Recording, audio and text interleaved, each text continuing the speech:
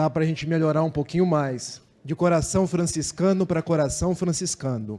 Boa noite. Agora estamos todos acolhidos na paz e no bem de Jesus e de Francisco.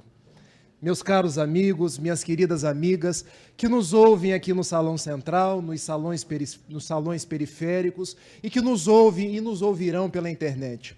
A todos eu formulo os nossos votos de paz e bem, rogando a Jesus, o amigo de todas as horas, e a Francisco, o patrono e amigo desta casa, que possa guardar a cada um de nós e nos envolver em vibrações de saúde, de muita alegria e, sobretudo, de paz. É sempre um contentamento, é sempre uma gratidão retornar a esta casa, rever corações amigos, rever rostos já conhecidos e podermos estudar juntos as lições espíritas, as lições de Jesus, sob a ótica da doutrina do amor. O escritor francês romancista William Somerset Maugham uma vez escreveu um conto que eu quero compartilhar com vocês no início das nossas reflexões da noite. Conta ele que um grande senhor e o seu servo, a pessoa que trabalhava com ele, moravam na cidade de Bagdá, quando o seu servo, o seu trabalhador, ia todos os dias de manhã na feira da cidade recolher ervas aromáticas para o almoço da residência, recolher igualmente ervas para preparar o chá do seu senhor. E naquela manhã bonita de Bagdá, uma manhã ensolarada, ele vai até as mesmas barracas, recolhe as ervas. Quando ele olha para o lado e encontra-se com uma verdadeira megera, e acredito que vocês conhecem essa megera, porque ela se traja de negro, traz uma foice na mão e atende pelo nome de morte. Conhecem? Ela amedronta vocês. A mim, particularmente, depois de me tornar espírita, aos 18 anos de idade, eu tenho um relacionamento bom com ela. Eu sei que um dia ela vai chegar, mas eu não tenho pressa. Enquanto ela não chega, eu vou vivendo, eu vou sorrindo e vou desejando paz e bem aos corações amigos. E aquele jovem servidor, defrontando-se com a megera, ele fez-se atônito, o rosto embranqueceu, e contam as tradições de Bagdá, as tradições muçulmanas, que quando nós nos deparamos com a morte e conseguimos fugir dela, nós ganhamos 10 anos de sobrevida. Ele então sai correndo, precipite, à casa do seu patrão e lhe diz: meu senhor, e a quem eu dedico a minha vida, você não sabe com quem eu me defrontei na feira nesse instante. Pois me diga com quem. A morte. Você se deparou com a morte? Sim. E o que você fez? Ela não te levou?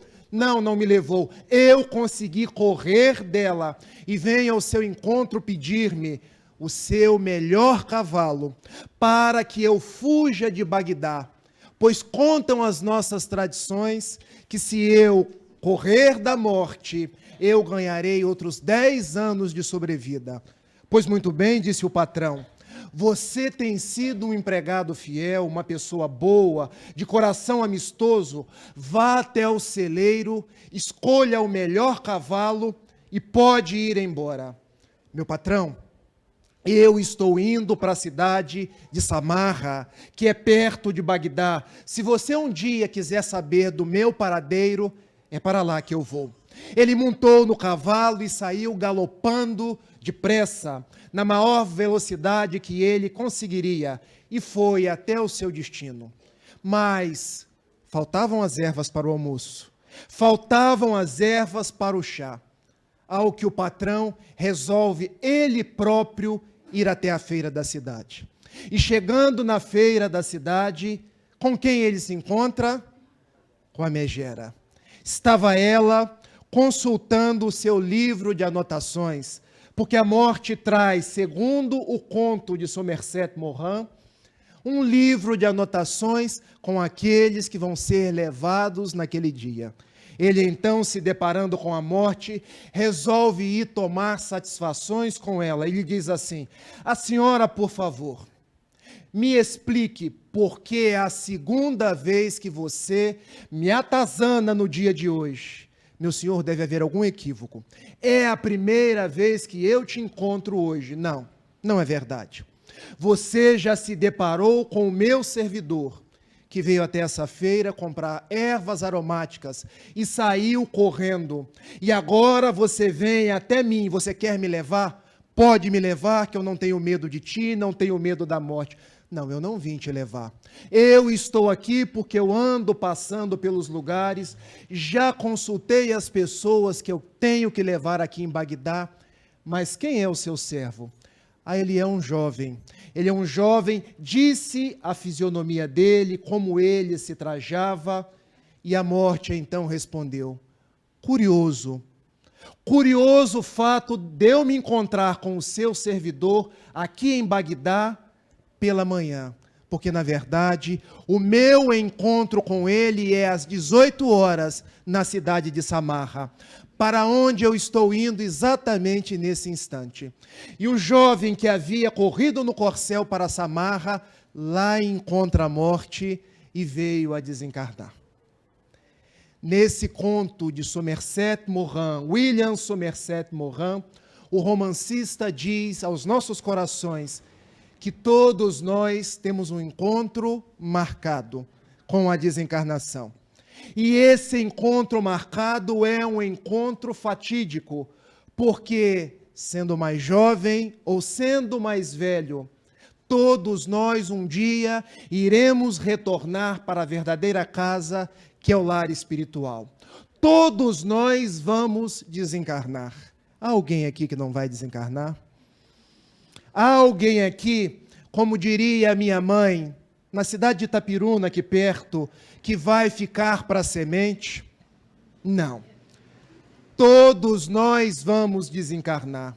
E o mais curioso é que nós, quando incursionamos na vida, nós temos duas passagens. Imaginem, a gente vai à aduana para a reencarnação.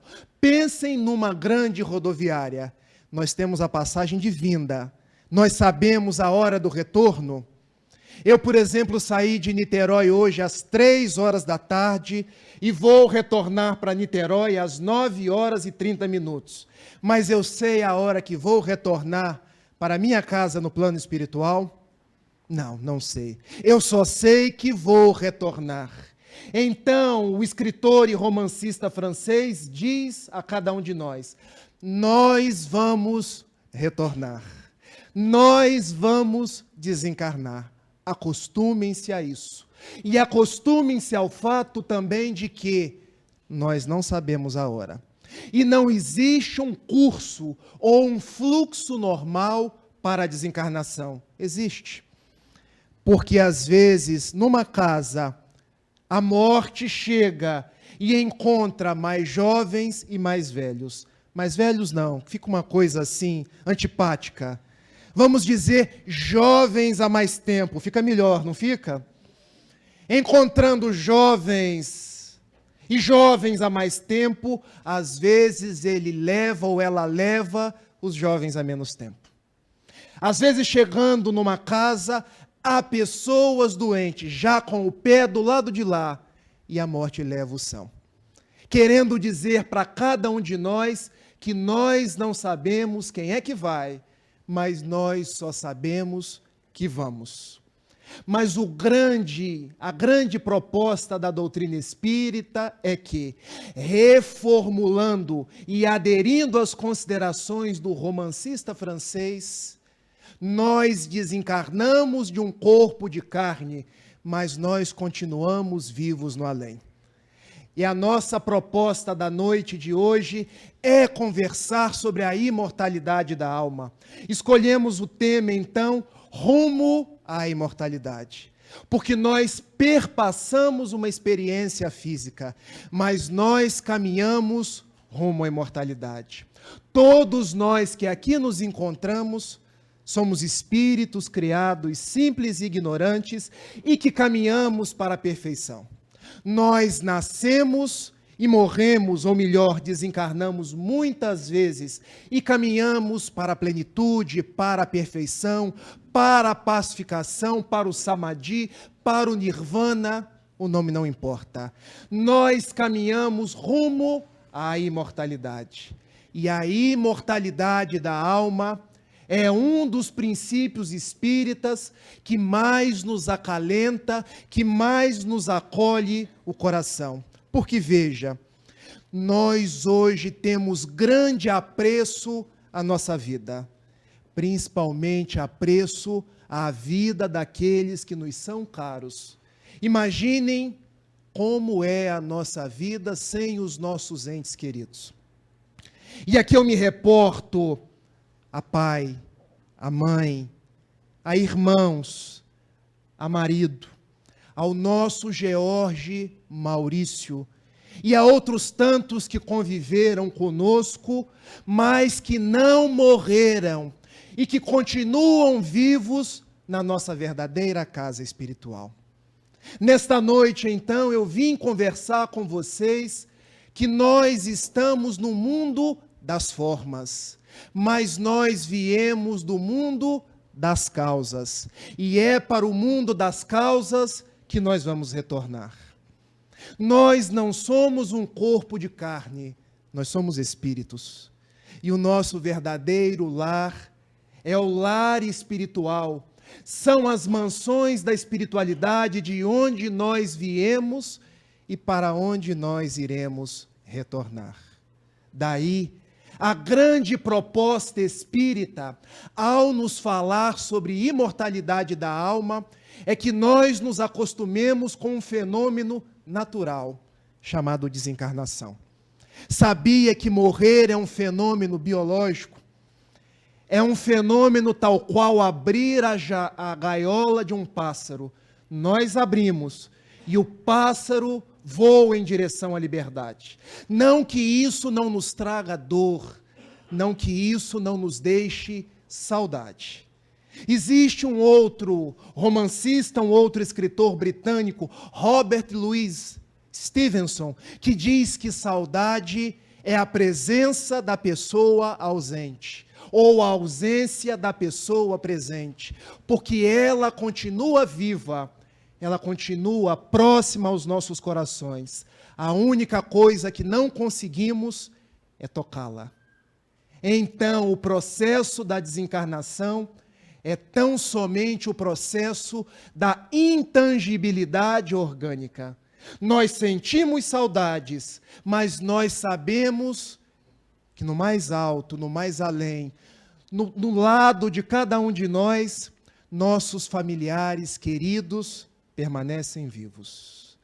A doutrina espírita, então, nos dá e nos lega esse grande presente quando nos vem falar a alma imortal. Nós somos imortais. Nós temos um encontro com aquilo que Francisco de Assis, o patrono desta casa, chamava de irmã morte. Mas nós continuamos vivos na pátria espiritual. A proposta, então, é aprendermos a viver sabendo que um dia nós vamos desencarnar. E nós sabemos viver sabendo que um dia nós vamos desencarnar. Essa é a grande proposta. Saber a viver como um imortal. Pensar como um imortal. Agir como um imortal. Conviver como um imortal. E um dia que a morte vier nos convidar, a gente retornar ao regaço de nosso Pai, ao regaço dos bons espíritos, com naturalidade. Não que isso deixe de ser um processo doloroso, porque é, mas a gente vai se acostumando, porque ele é, apesar de doloroso, um processo natural. Sobre imortalidade da alma, então, nós pretendemos conversar, dizendo aos nossos corações que talvez o maior milagre de Jesus, e todos nós conhecemos os milagres de Jesus, sabemos do Cristo que devolveu a visão àqueles que não enxergavam, Sabemos do Cristo que devolveu a rigidez epidérmica àqueles que eram os portadores da hanseníase. Sabemos de Jesus que curou os endemoniados, que converteu água em vinho, não um vinho alcoólico, um suco de uva com propriedades próximas ao vinho. Mas o maior milagre de Jesus, vocês sabem qual foi? Exatamente. Foi quando numa sexta-feira, que os cristãos conhecem como a sexta-feira da paixão, ele é crucificado num alto de um monte chamado Gólgota. E no domingo, o domingo de Páscoa dos judeus, ele retorna em espírito e verdade, demonstrando a cada um de nós que ele estava vivo, que ele retornava num corpo perispiritual, que é a nossa realidade após a vida orgânica, porque vida nós temos sempre para nos dizer: eu estarei convosco até o findar dos séculos. Eu estarei pensando as vossas feridas e cuidando das vossas aflições. Quando então falamos de imortalidade da alma, falamos do maior milagre de Jesus, porque os outros milagres talvez a humanidade teria esquecido, mas a imortalidade da alma é a grande causa de existir o cristianismo, e em existindo o cristianismo, existiu o espiritismo. O espiritismo, então, desmistifica a morte, porque nos devolve a vida que não cessa quando paramos de respirar, a vida que continua plena e abundante, tal qual Jesus veio nos dar. E eu recordo de Francisco Cândido Xavier, todos conhecem? Todos sabem das filas gigantescas que eram feitas na cidade de Uberaba, quando ele atendia as mais variadas mães, pais, familiares que iam até aquela cidade pela desencarnação de familiares queridos, porque em desencarnando familiares queridos, aquelas mães julgavam ter perdido a própria vida. E eu quero contar alguns casos. O primeiro caso que eu vou contar é de Nair Belo. Lembram-se de Nair Belo? Talvez uma das artistas globais que mais nos tenha feito rir na televisão, pela leveza das suas expressões, pela alegria da sua apresentação. E ela, quando seu filho, Manuel Francisco Neto, nos idos de 1975, dezembro, véspera do Natal. E agora eu peço cada um a reflexionar o que representa a dor de uma mãe ao ver um filho partir na véspera do Natal. Antes eu quero fazer uma reconsideração com vocês. Nós falamos perder um filho? Não. Perder, a gente perde um copo, a gente perde um relógio, nós dizemos nos afastar temporariamente. Porque nós não perdemos ninguém. Nossos filhos afastam-se temporariamente de nós. Nossos maridos, nossos familiares. E agora voltemos. O seu filho sai do lar, uma casa no Pacaembu, na cidade de São Paulo. Ele tem um problema na direção do seu carro, vai ao encontro de uma árvore, um acidente terrível. Fica uma semana de coma no hospital e veio a desencarnar. A dama da alegria, a dama da singeleza, a dama da leveza, não consegue encontrar-se mais com a plenitude de suas possibilidades. Começa a renegar o próprio Deus, porque quando um familiar nosso parte para o mais além, nós começamos a nos relacionar com a divindade como quem escreve uma reclamação para o PROCON. Por que o Senhor fez isso comigo? Por que o Senhor levou o meu filho quando o curso natural da vida são os pais morrerem antes dos filhos? Mas quem foi que disse isso? Nós temos datas pré-determinadas para voltar? Existe uma ordem para que os filhos voltem depois dos pais? Não. Mas os familiares, usualmente, ao se relacionar com Deus, após a desencarnação de um ente querido, costumam a blasfemar, costumam a ter um relacionamento de crítica e muitas vezes até a desconfiar e a renegar Deus. E assim ela ficou 3 meses reclusa dentro do seu quarto, quando uma companheira sua de São Paulo, a dona Nena, que conhecia Chico Xavier, disse assim: minha filha, o seu filho está vivo. Leia o Evangelho segundo o Espiritismo, capítulo 5, bem-aventurados os aflitos. E aqui eu deixo uma dica para cada um de vocês, porque tenho certeza que aqui estão presentes pessoas que já perderam familiares, amigos, colegas. Leia a dissertação do espírito Sanson, um ex-membro da Sociedade Parisiense de Estudos Espíritas, quando numa página intitulada Perda de Entes Queridos, ele nos fala: nossos entes queridos não morreram.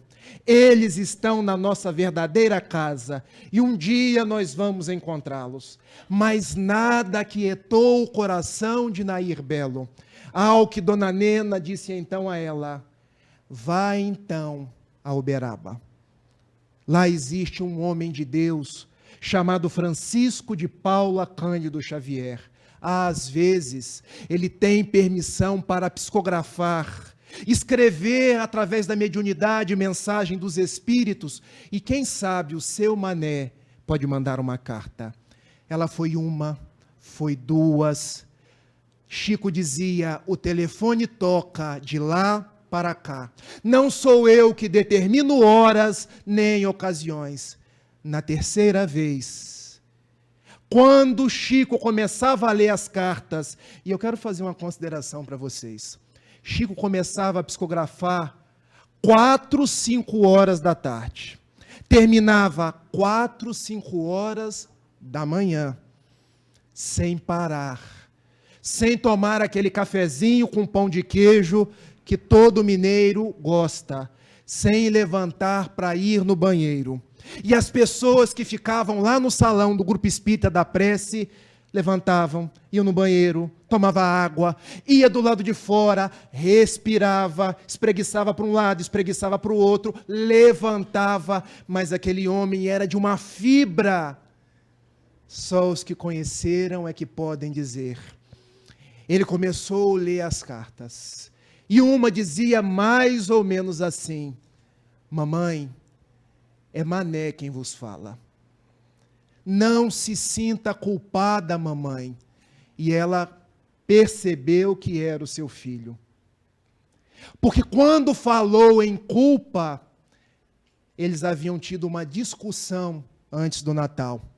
Eles passavam o Natal numa cidade interiorana de Piracicaba, e ele, por conta daquela discussão, onde Nair Belo tinha o advertido, falou: mamãe, eu não vou no Natal esse ano. E como ele saiu e se acidentou, ela se sentia culpada pelo acidente. Não se sinta culpada, mamãe. Tudo acontece conforme a vontade de Deus. Eu estou aqui com a minha avó, Maria, e com um médico de Piracicaba que foi amigo do papai, o doutor Trajano. Eles estão me ajudando, inclusive a escrever essa carta. Mamãe, tem confiança em Deus. Tem confiança na vida. Volte a sorrir, mamãe, e não deixe de trabalhar. A sua proposta é fazer outros corações felizes, corações que choram. Eu estarei sempre contigo, mamãe, com o papai, com os nossos familiares. Vovó me acolheu no plano espiritual, para onde um dia você virá e nós estaremos juntos. Nós somos espíritos imortais e a imortalidade é o grande atributo das nossas almas. Fique em paz, mamãe, abraçando-te carinhosamente o seu Mané. Mané era o apelido de família. Manuel Francisco Neto, que poucas pessoas conheciam.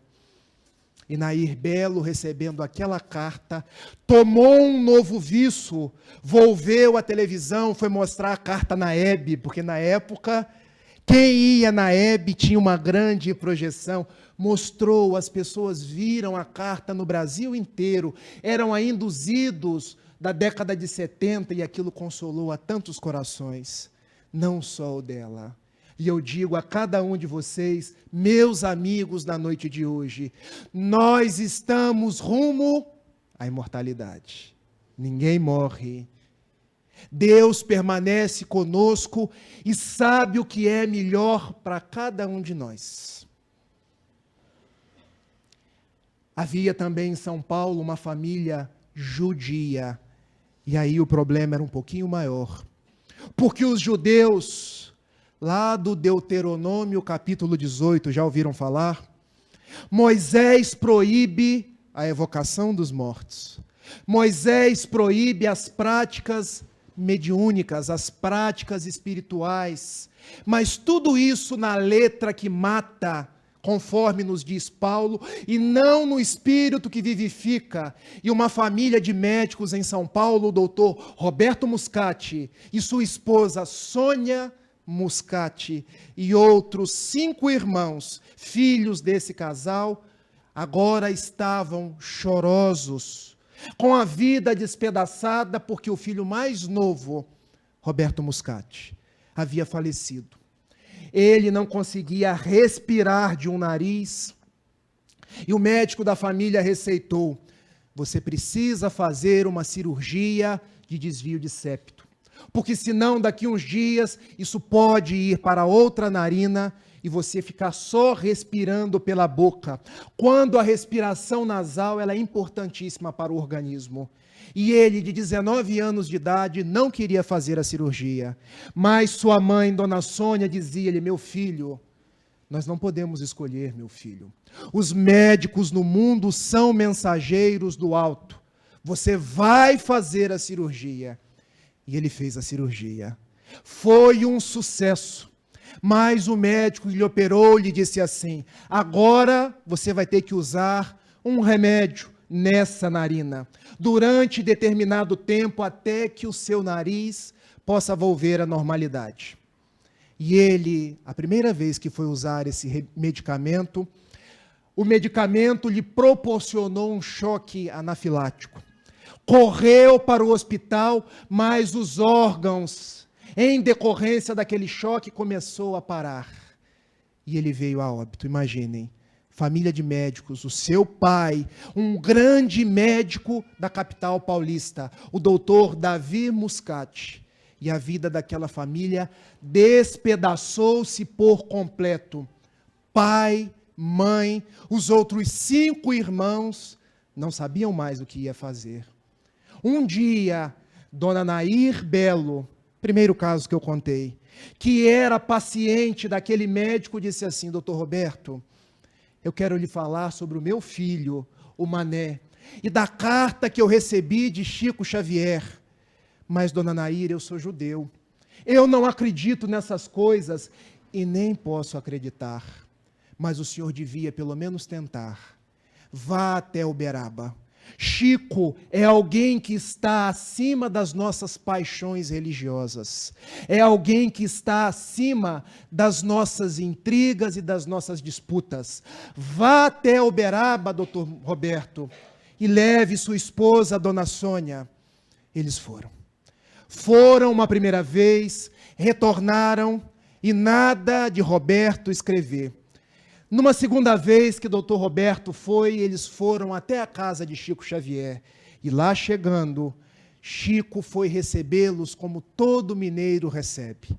Café, pão de queijo e um abraço gostoso dizendo-lhe assim: doutor Davi, um dia Roberto vai lhe escrever, mas eu, como carteiro, tenho que respeitar a vontade de Deus.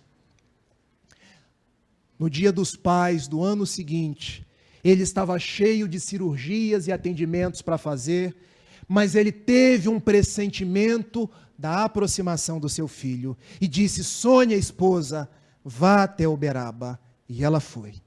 Contou que naquele dia ficou no grupo espírita da prece, sentada das 2 horas até as 4 horas da madrugada, sem levantar uma única vez. E quando Chico começou a ler as cartas, veio a grande surpresa: mamãe, quem fala é o seu Roberto. E eu queria dizer ao seu coração, mamãe, que eu iria desencarnar. Ele usou o termo desencarnar. Operando-me ou não me operando, você não tem responsabilidade nenhuma pela minha morte, mamãe. E ela levantou, começou a chorar profusamente, ao que os outros companheiros que estavam perto se levantaram e a acolheram. Mamãe, siga em frente. Agradeça ao papai as preces que ele tem feito por mim. O judeu, quando um filho desencarna, ele ora 1 ano lunar, 1 ano para nós, às 6 da manhã e às 6 da tarde, pelo filho que morreu. Então, doutor Davi orava todas as 6 da manhã e todas as 6 da tarde pelo seu filho. E ele dizia na carta: agradeça as preces que papai tem feito por mim. Quem me recebeu no plano espiritual, mamãe, foi vovô Moisés Muscati. E ele me trouxe para uma colônia judaica na espiritualidade. E aqui nessa colônia, mamãe, eu fui recebido por outros judeus que entoaram os nossos cânticos em reverência a Jeová, o Senhor da vida. Mamãe, tudo está bem. Não entregue a sua vida ao desespero. Não se entregue, mamãe, a essa atitude de ficar trancafiada dentro de casa. A imortalidade da alma não é apenas um preceito espírita, mas um preceito das mais variadas religiões. Segue em frente, mamãe. Terminou a carta, escrevendo seu filho Roberto. E depois daquela carta vieram mais de 10 cartas, que foram testemunhadas pelo seu pai, pelos mais variados irmãos, e que depois o doutor Davi Muscati resolveu enfeixá-las num livro que escreveu e deixou aos corações da terra com o título: Quando se pretende falar da vida, quando se pretende falar da imortalidade da alma, deixando em que pese a sua condição hebraica a certeza de que a morte não existe. E o doutor Roberto, numa entrevista que deu à Federação Espírita Brasileira, ele consignou uma frase que eu nunca esqueci. E a frase era essa: eu não deveria ter conhecido Chico Xavier, porque na condição de judeu, eu não poderia conhecer alguém espírita. Mas que bom que eu conheci o Chico, porque conhecendo o Chico, eu me encontrei com meu filho Roberto e retornei à alegria de viver. Nós somos imortais. E eu queria que vocês saíssem daqui na noite de hoje com essa certeza. Eu sei que eu não posso tirar o desespero de ninguém, a dor de ninguém. Eu sei que a saudade existe, e a saudade é um sentimento que nos acolhe o coração. Mas a doutrina espírita nos ensina a raciocinar. Ela não nos veio tirar a dor, porque a dor permanece junto de nós, porque ela é um processo terapêutico, um processo de despertamento para cada um de nós. Mas a doutrina espírita veio acolher a cada um de nós, veio consolar a cada um de nós, e veio dizer: a morte não existe, a vida continua. E para que nós tenhamos certeza disso, eu quero contar um caso pessoal, antes que vocês durmam aqui no salão. Porque nós, quando contamos histórias assim, muito reflexivas, eu sei que os olhinhos começam a quase desdobrar. Eu tinha 17 anos de idade, com mais cabelo do que hoje, gente. Porque hoje aqui é tal qual futebol de salão, é 5 para um lado e 5 para o outro. Era um pouquinho mais magro que hoje, imaginem que beleza. Morava lá na minha cidade de Itapiruna, mas aquele dia eu estava em Bom Jesus do Itabapoana. Conhecem Itapiruna? Conhecem Bom Jesus? Tudo cidade de gente boa, igual Macaé. Ah, que coisa boa! Um dia eu estava em Bom Jesus do Itabapoana, quando o meu coração se oprimiu. Eu falei, Senhor, o que é isso? 17 anos, eu não era espírita ainda. Imaginem, correndo para Itapiruna, eu fui visitar o meu avô. Eu tenho uma ligação quase umbilical com o meu avô materno, seu Sebastião Leite de Amorim, que me pegou no colo, que me jogava para cima, e hoje eu jogo minha filha, Clara, de 10 meses de idade. Clara, fazendo um breve parênteses, clareou a minha vida. Porque se Francisco é o sol da minha existência, Jesus é o grande alvo que eu persigo, Clara é hoje um farol que ilumina a noite escura do meu coração. Quando a gente pensa em alguém que a gente gosta, a gente quase faz poesia. E eu hoje jogo minha filha para cima, lembrando-se do meu avô, que igualmente me jogava. Nunca me deixou cair. E eu espero não deixar minha filha cair. Porque senão a minha esposa também, ó. E eu indo na casa do meu avô, eu cheguei e vejo assim os meus primos, os meus tios, um tanto quanto chorosos. E eu já sabia o que era. Meu avô tinha morrido.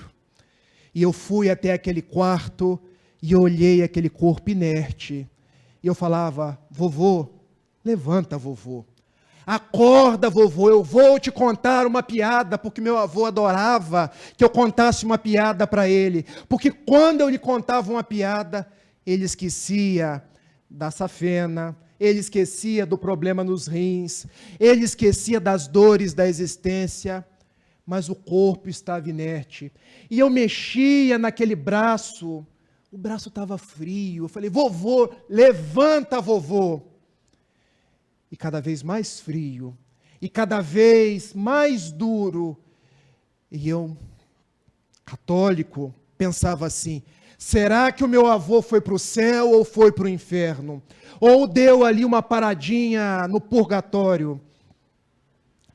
Levanta, vovô, mas ele não se levantava. Quando eu me percebi, eu me dei conta, ele tinha morrido. Mas algo me dizia no coração que ele não havia se extinguido.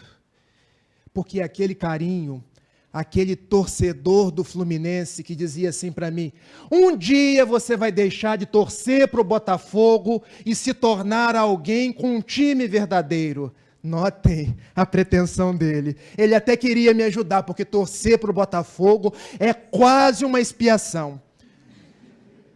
Aquele avô que comprava o frango e deixava eu comer o peito, a coxa, a sobrecoxa.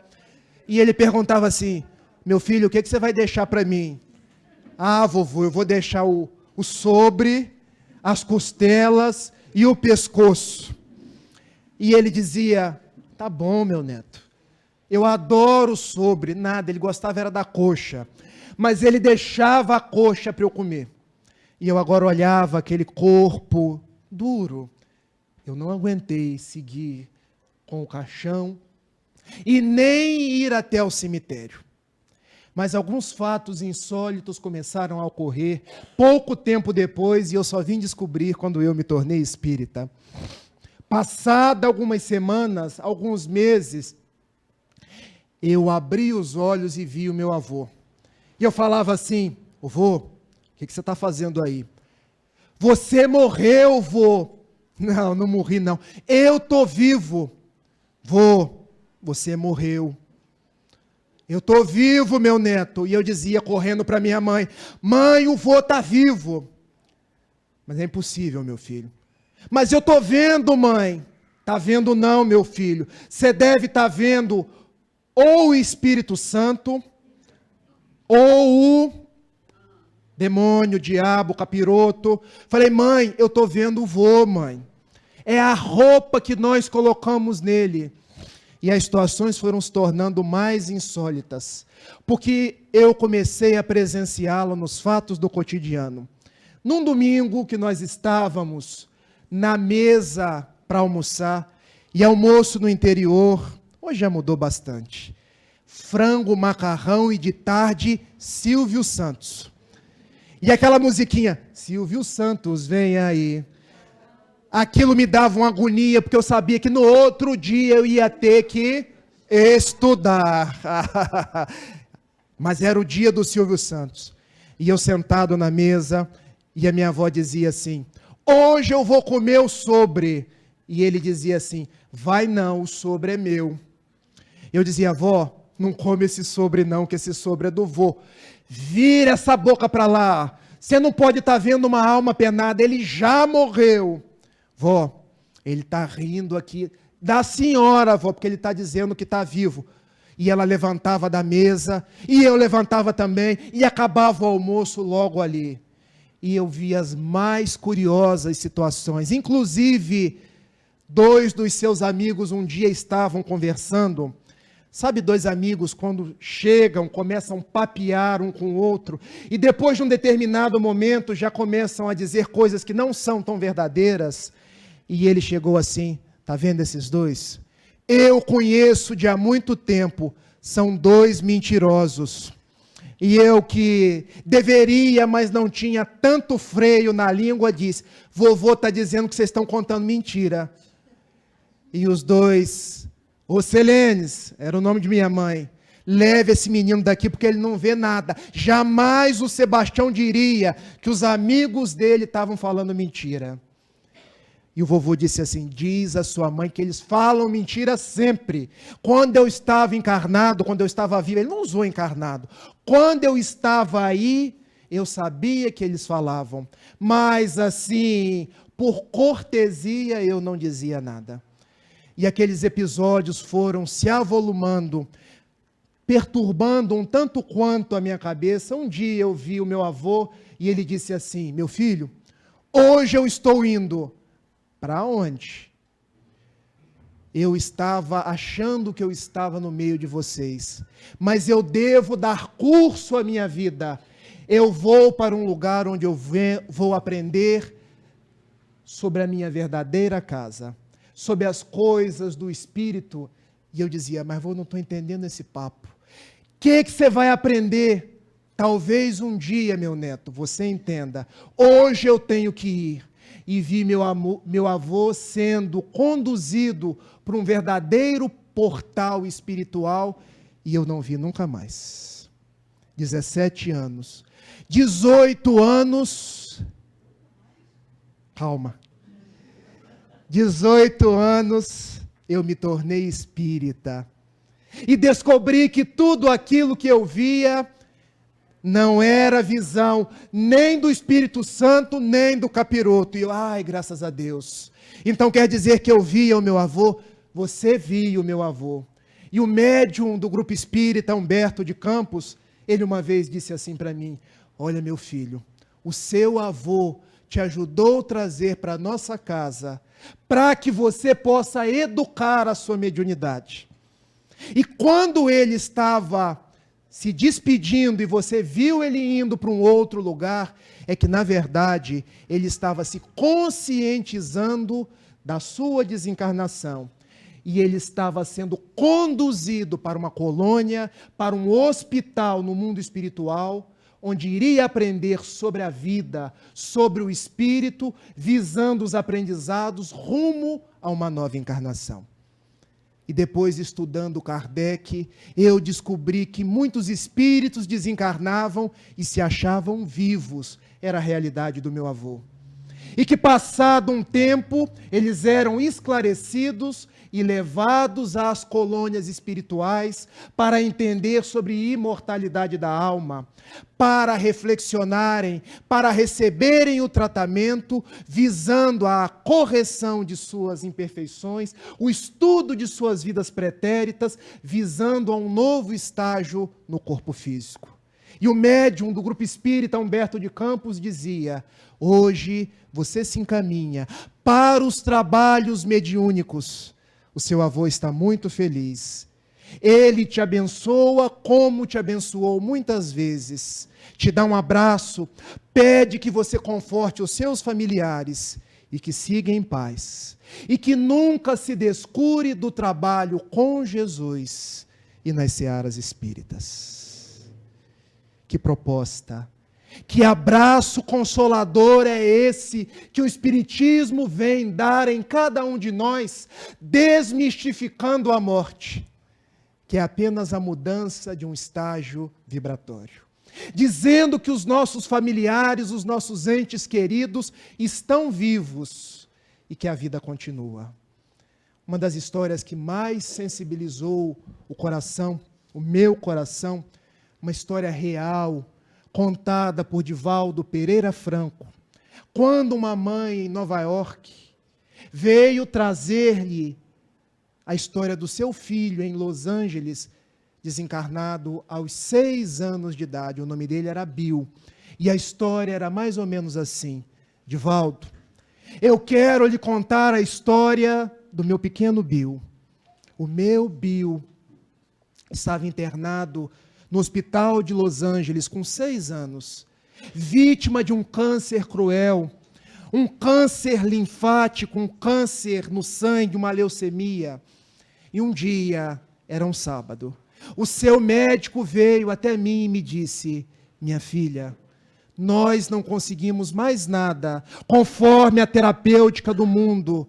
Nós já fizemos a cirurgia, a radioterapia, a quimioterapia, e os órgãos do seu Bill estão tão frágeis que qualquer intervenção cirúrgica, medicamentosa, ele pode sofrer um choque vital e vir a desencarnar. Ele vai morrer. Prepare-se para isso. Doutor, como uma mãe prepara-se para a morte do seu filho? Ore, minha filha. Ore de acordo com a sua crença e fique em paz. E ela perguntou: doutor, quantos dias? Um médico não pode precisar quantos dias. Mas eu lhe digo uma coisa: não passa da próxima quinta-feira. Mas como assim? Hoje é sábado? A próxima quinta-feira, doutor? Sim. E ela foi conversar com seu filho. Bill, meu filho, mamãe te ama. Como você está? Mamãe, eu estou voltando. Mas mamãe, não chore, porque a morte não existe. E a mãe: meu filho, como um garoto de 6 anos tem tamanha realidade desse processo que é a morte? Mamãe, eu sinto isso. Eu vejo sombras que passam pelo quarto. Eu estou feliz, mamãe. Eu só tenho uma tristeza. Qual é a tristeza? Eu queria ter sido bombeiro.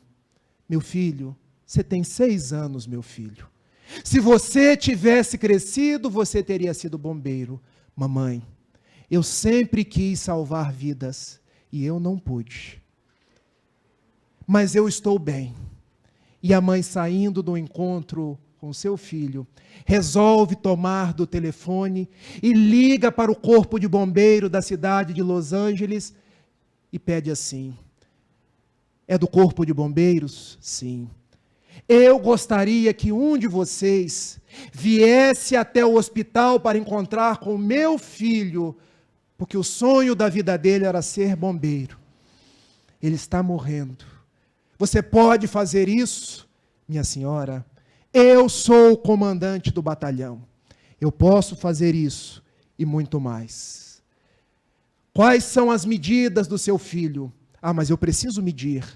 Então meça hoje ainda cabeça, tronco, pernas e número dos pés. Eu preciso que o hospital dê uma autorização e que você o traga até aqui, porque eu, na condição de comandante dos bombeiros de Los Angeles, eu vou nomear-lhe bombeiro. Com 6 anos, é um título honorífico que eu posso dar a quem eu achar que merece receber. Tire as medidas e peça a ele para que não morra até a próxima quinta-feira. E a mãe fez. Meu filho, nós vamos fazer um passeio, mas por favor, não morra até a próxima quinta-feira. A mãe tomou todas as medidas, conversou com o médico, o diretor do hospital, e quando foi o sábado, uma semana depois, o menino estava entubado, recebendo remédios pela veia. Numa ambulância, ele foi levado até o corpo de bombeiro. A mãe vestiu-lhe o cap, a roupa, as botas do bombeiro, e o menino sentiu-se tão entusiasmado que levantou-se da cama e prestou a continência. Cantou, quase caindo, o hino norte-americano. E o comandante lhe disse: Bill, eu te nomeio, em nome do presidente dos Estados Unidos da América do Norte, bombeiro de Los Angeles. E o menino chorava. Naquele instante, toca a sirene. O comandante vai, no telão que lhe era possível ver, ele percebe que era um incêndio de pequenas proporções. E ele resolve dar àquele menino algo a mais. Ele volta: Bill, você já é um bombeiro. E todo bombeiro tem a missão de salvar vidas. Há uma casa pegando fogo, há uma senhora lá em cima, vamos salvá-la. Ele vira-se para sua mãe e diz: Mamãe, eu agora sou um bombeiro. Não devo temer a minha própria vida, porque o meu dever é salvar outras vidas. E ele foi. Chegando até a casa, que tinha um fogo pequenino, o comandante: pegue da mangueira, bombeiro Bill. E ele pega. Joga água até o fogo apaga. Ele vai até a senhora com o remédio na veia e lhe diz: a senhora está viva e está salva. Agradeça a Deus. Nós, os bombeiros, somos apenas mensageiros do grande comandante da vida. E ele volta. Voltando para o quartel, o comandante: bombeiro Bill, pela sua presteza, nós resolvemos lhe homenagear. Tome aqui a sua primeira medalha. Ele retorna para o hospital no sábado. Na próxima terça-feira, ele já não aguentava mais. O médico diz: é hoje. A mãe aproxima-se do seu filho, que já estava arroxeado. Mamãe, eu estou partindo. Eu te amo, mamãe. Eu realizei os meus sonhos. Eu estou muito feliz, mamãe. E a mãe corre até o telefone. Mande um bombeiro até aqui, senhora. É o comandante que está falando. Eu vou pessoalmente. E ele vai e leva toda a viatura que está presente naquele instante. Chegando até o hospital, ele fala com o diretor do hospital: manda que se abra a janela. Joga a escada giratória, sobe o comandante e mais outros 3 bombeiros. O comandante chega e Bill, com a mãozinha trêmula, presta a continência. E o comandante: bombeiro Bill, vá em paz. Apresente-se ao verdadeiro comandante da vida e diga que você foi um homem nobre, que você salvou vidas no corpo físico e que você continuará salvando vidas no além. E ele: comandante, eu ajo pelo amor. Eu sempre quis salvar vidas e dar a minha própria vida. Muito obrigado. Mamãe, eu te amo. Muito obrigado. Respirou fundo. E antes de terminar a inspiração, ele desencarnou. Ao contar essa história, eu lembro de um outro bombeiro chamado George Maurício, que retorna ao plano espiritual, aureolado pela grande medalha de salvar vidas em nome de Jesus, em nome de Francisco. Ele que foi chamado por Francisco a fundar essa casa, a trabalhar nessa casa junto com Cris, junto com todos vocês, chegou a hora dele retornar. O bombeiro com a mangueira do amor, a mangueira dos pratos de comida, das doações, do pão de Francisco. A mangueira de estar diuturnamente nessa casa, abraçando aos que aqui aportam. Ao que Francisco, venha para o meu lado. Eu preciso de você aqui, porque o trabalho deve continuar. Cristo tocará em frente, você estará ao meu lado. Talvez uma das desencarnações mais sentidas, antes da de George Maurício, tenha sido a do próprio Pai Francisco. 3 de outubro, não 4 de outubro, 4 de outubro foi o dia que ele foi inumado. Eu estive em Assis e pude ver o dia da desencarnação dele. 3 de outubro de 1226. O nosso Pai Francisco já não enxergava. O nosso Pai Francisco já estava devorado por um câncer no estômago.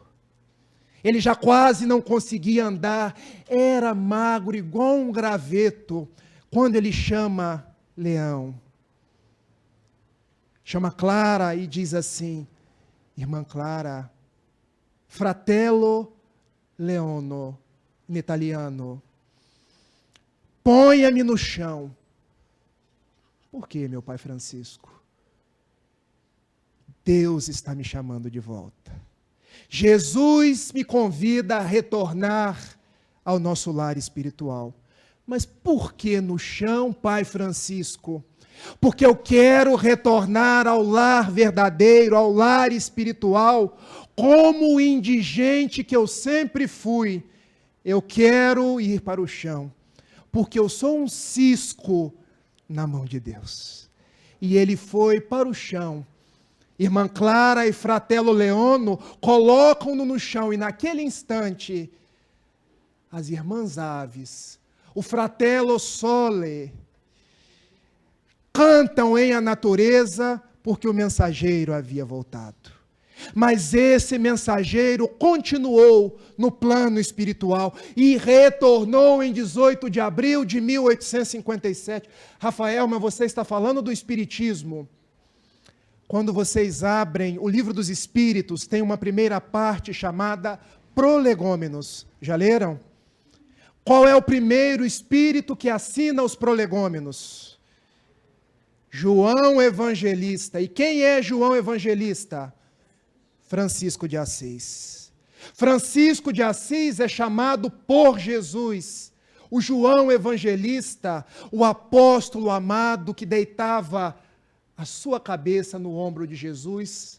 Agora você que restaurou o meu evangelho na Idade Média, precisa restaurá-lo na Idade Moderna, porque a minha igreja continua em ruínas. Volte e seja um dos mensageiros, aquele que vai servir em nome de todos os outros, para que o Espiritismo ganhe corpo no mundo. Ele volta e nos traz, junto de Jesus, a mensagem espírita. Mas para que ele voltasse, era preciso resgatar as almas perdidas no pretérito. Resgatar almas como eu, como Cris, como George, como muitos de vocês, que na noite densa da Idade Média o traímos. Fomos inquisidores, fomos cruzados, fomos almas que não tiveram a sua pobreza, a sua obediência e a sua castidade. E recuperando uma por uma, ele recuperou George Maurício e o trouxe para Macaé e o convidou: George, restaura minha casa. E ele restaurou nesse bairro, esse lar de Francisco de Assis, na batuta de Frei Luís, de Padre Pio, de outros tantos mensageiros espirituais. E agora Francisco chama de volta, para que nós paremos a obra? Não, para que nós toquemos em frente. E do alto é como se víssemos uma leva de mensageiros franciscanos, dentre eles o nosso George Maurício, dizendo: paz e bem. Glória a Deus, paz e bem aos filhos do meu Calvário e àqueles que hão de trabalhar até o findar dos tempos. E eu termino a nossa palestra agradecendo a cada um de vocês e dizendo: a morte não existe, nós caminhamos rumo à imortalidade. E lembrando de Francisco, nós pedimos permissão para dizer: Senhor, fazei-nos instrumento da sua paz, para que onde houver ódio, nós levemos o amor que cobre multidões de pecados, para que onde houver ofensa, nós levemos o perdão 7 vezes, o perdão 70 vezes, o perdão infinito, para que onde houver discórdia, nós sejamos a união, para que onde houver dúvida, nós sejamos aquela fé inquebrantável, a fé que transforma montanhas, para que onde houver trevas, que nós sejamos a luz, e para que onde exista a tristeza, nós sejamos a alegria do irmão alegria que foi Francisco, do companheiro alegria que foi George. Ó Mestre, ajuda-nos para que nós possamos, ao invés de sermos consolados, consolar, ao invés de sermos compreendidos, compreender, ao invés de buscarmos o amor numa postura egoísta, que nós possamos amar, porque é dando que se recebe, é perdoando que se é perdoado, e é morrendo que se vive para a vida eterna. Rumo à imortalidade, vamos todos nós, paz e bem, irmãos de Macaé, que assim seja.